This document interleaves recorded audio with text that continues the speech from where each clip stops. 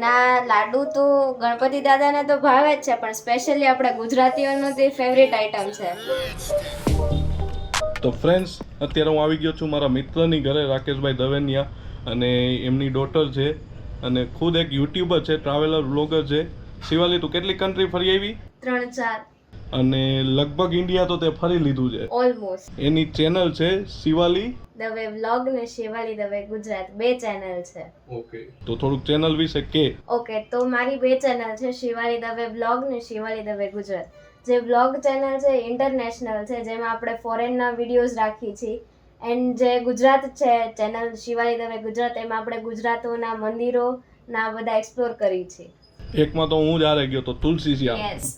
બહુ મજા આવી હતી. અને આજે તું કંઈક રેસીપી આપવાની છો અમને. યસ, તો અત્યારે ગણપતિજી આવવાના છે કાલ અમારા ઘરે, તો એની માટે હું લાડુ પ્રિપેર કરવાની છું. તો સાથોસાથ આપણે એની રેસીપી પણ જોશું. તો આપણે સામગ્રીમાં કયું કયું છે અત્યારે? સૌથી પહેલા આ 3 ડ્રાયફ્રૂટ્સ છે, કાજુ બદામ કિસમિસ, પછી આ રવો છે, આ ચણાનો લોટ અને આ ખસખસ, જે આપણે લાડુના એન્ડમાં નાખશું. એટલે કે આપણે જેમ મેકઅપ કરી એવી રીતે પછી આપણે લાડુને મેકઅપ તો કરવો પડે, ડેકોરેશન તો કરવું જ પડે, તો એની માટે છે. પછી આ છે ગોળ અને આ છે જાડો ઘઉંનો લોટ. જેટલો આપણે આખું બાઉલ લેતા હોય તો એનું અડધો આપણે ગોળ લેશું. ચાલો, તો હવે આપણે સ્ટાર્ટ કરશું. હવે આપણે આમાં નાખશું ચણાનો લોટ અને રવાનો લોટ.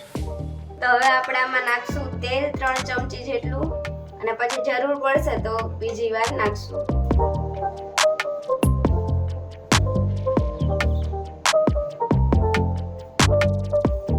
આપણે એકદમ વ્યવસ્થિત મિક્સ કરવાનું છે. અને આ હાથમાં લઉં છું ને ભાંગી જાય છે, એટલે એનો મતલબ આપણે હજી થોડુંક તેલ નાખી અને હજી કડક કરવાનું. જેમ આપણે ભાખરીનો લોટ કરી એ જ રીતે આપણે આને બાંધવાનો છે.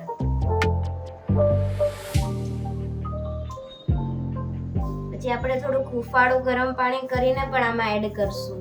તો આ જે આપણે હુંફાળું પાણી કર્યું છે એ થોડુંક થોડુંક નાખવાનું, નહીંતર એક સાથે નાખી દેશું તો ઢીલો લોટ થઈ જશે.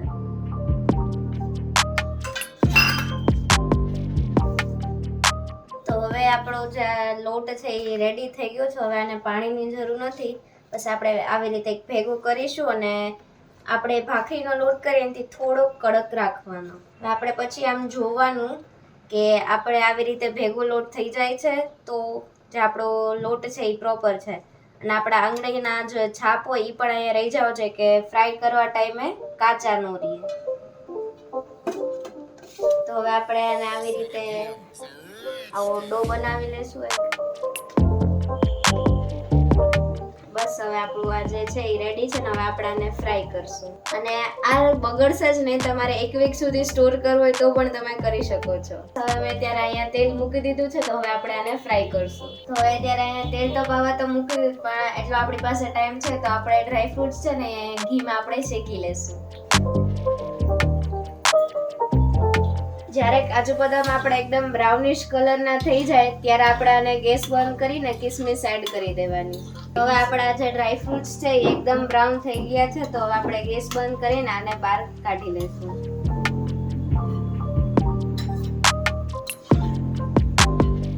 એકદમ મસ્ત બ્રાઉન કલરના થઈ ગયા છે. તો હવે આ રેડી થઈ ગયા છે, તો હવે આપણે આમાં કિસમિસ નાખી દઈશું. હવે આપણું જે તેલ છે ગરમ થઈ ગયું છે, તો હવે આપણે આમાં ફ્રાય કરી લેશું.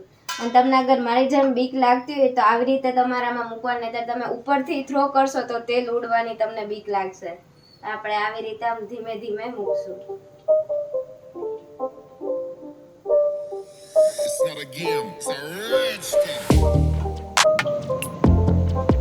ફાઇનલી આ જે છે એ બ્રાઉન થઈ ગયું છે, એટલે હવે આપણે એકવાર ચાકુથી ચેક કરી લઈએ. હવે રેડી છે. અગર તમે આમાં એકવાર ચાકાથી ટ્રાય કરજો. અગર તમારા જો લોટ તમને દેખાતો હોય તો એનો મતલબ છે કે હજી એને ફ્રાય કરવાની જરૂર છે, પણ હવે આને જરૂર નથી. હવે આપણે એને રિમૂવ કરી દઈએ.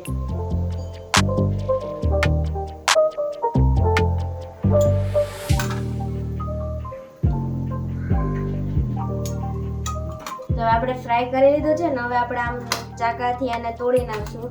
અને આને એકદમ ઠંડુ થવા દેવાનું, નહીતર જો વરાળમાંથી ભીનું થશે તો 2-3 દિવસમાં બગડી જશે અને ફૂગી ચડી જશે. એટલે એકદમ આપણે આને ઠરવા દેવાનું. તો હવે આ ઠરી ગયું છે ને હવે આપણે આને મિક્સચરમાં ક્રશ કરવાનું છે.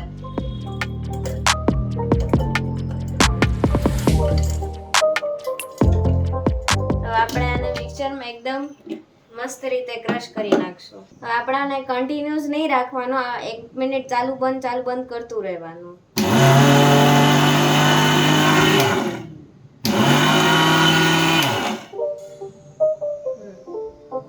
તો હવે એકદમ દાણીદાર થઈ ગયું છે. તો હવે આપણે આને ઘાટી લઈએ. તો હવે આપણે આ ઘઉંનો ચાળણીઓ લઈ લીધો છે ને હવે આપણે એમાં ચાળી લેશું. તો બસ આપણે આને આવી રીતે મિક્સ કરશું એટલે જે એકદમ ઝીણો લોટ થઈ ગયો હોય એ નીચે વયો જાય ને આ જે દાણા છે ને આપણે ફરી એકવાર ક્રશ કરી દઈશું.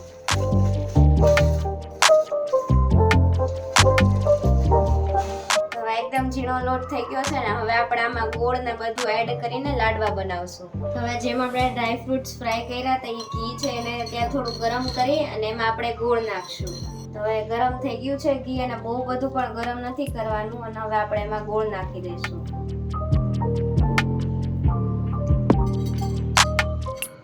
અને ગોળનું પ્રમાણ તમે તમારા હિસાબથી નાખી શકો છો. અમારા ઘરમાં થોડું ગળ્યું ઓછું ખાય છે એટલે અમે ગોળ ઓછો યુઝ કરી છે.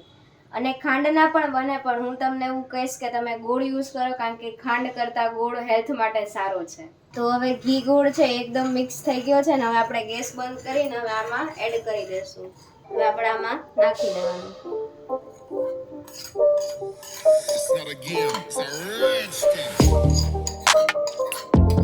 તો આ એલચી જાયફળનો પાવડર છે એ પણ આપણે આમાં એડ કરી દઈશું.